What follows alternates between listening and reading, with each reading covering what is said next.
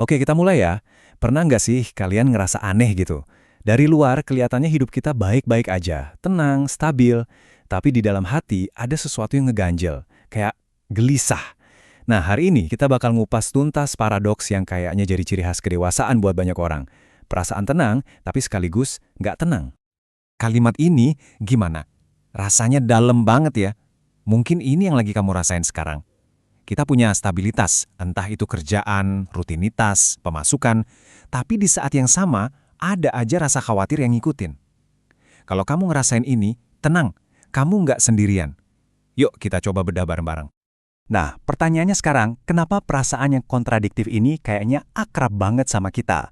Kenapa rasa tenang di usia dewasa tuh seringkali rapuh banget rasanya?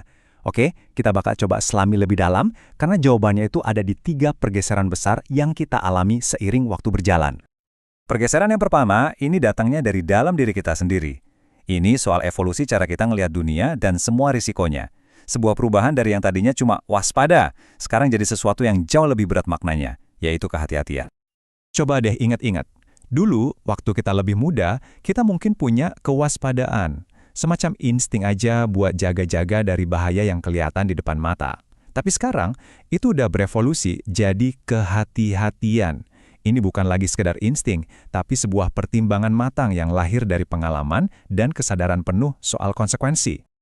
Nah, kehati-hatian inilah yang sebenarnya adalah bentuk dari rasa bijak yang numbuh pelan-pelan. Ini bukan soal jadi penakut loh ya, tapi lebih ke kesadaran kalau taruhan hidup sekarang tuh makin tinggi. Kita jadi jauh lebih peka, sadar banget kalau satu langkah aja salah, itu dampaknya bisa bikin kita kehilangan arah. Benar-benar kehilangan arah. Oke, itu tadi dari dalam. Sekarang, kita geser ke tekanan yang datang dari luar. Karena rasa nggak tenang itu juga dipicu sama perlombaan yang nggak ada habisnya. Kita ngejar target, dan tentu aja kita dikejar waktu. Inilah dia, beban-beban yang kita pikul. Ada target materi yang jelas kan, kayak pengen punya rumah, atau kondisi finansial yang stabil. Terus ada juga target non-materi yang lebih abstrak, kayak menemukan kebahagiaan, atau membangun keluarga. Dan di atas itu semua, ada perasaan kalau timing atau jendela kesempatan kita tuh makin sempit. Ini yang nyiptain tekanan yang nggak kelihatan, tapi kerasa banget. Dan kalimat ini balik lagi kan? Tapi sekarang konteksnya tidak. Kalau tadi ini soal kebijaksanaan dari dalam, sekarang ini tentang tekanan dari luar. Ruang untuk bikin kesalahan rasanya makin sempit aja. Tiap keputusan jadi terasa lebih berat. Karena kita sadar, waktu buat memperbaiki atau mulai dari awal lagi itu udah nggak sebanyak dulu. Nah, ini nih yang membawa kita ke pergeseran paling fundamental. Mungkin inilah inti dari paradoks tenang tapi nggak tenang itu. Fokus hidup kita ternyata udah meluas, jauh melampaui diri kita sendiri. Coba deh kita bandingin. Dulu tantangan terbesar kita mungkin apa sih? Lulus ujian di sekolah, tujuannya jelas, dan dampaknya ya kebanyakan buat diri sendiri aja. Sekarang, kita berurusan sama konsep menemui timing hidup, sebuah arena yang jauh lebih rumit, yang nyangkut karir, hubungan, dan peran kita di dunia ini. Poin pentingnya, arenanya udah beda total.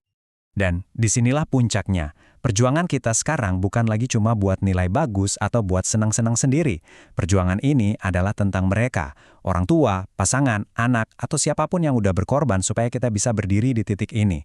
Ketenangan kita sekarang itu terikat sama kesejahteraan mereka, dan itu adalah sebuah tanggung jawab yang mengubah segalanya.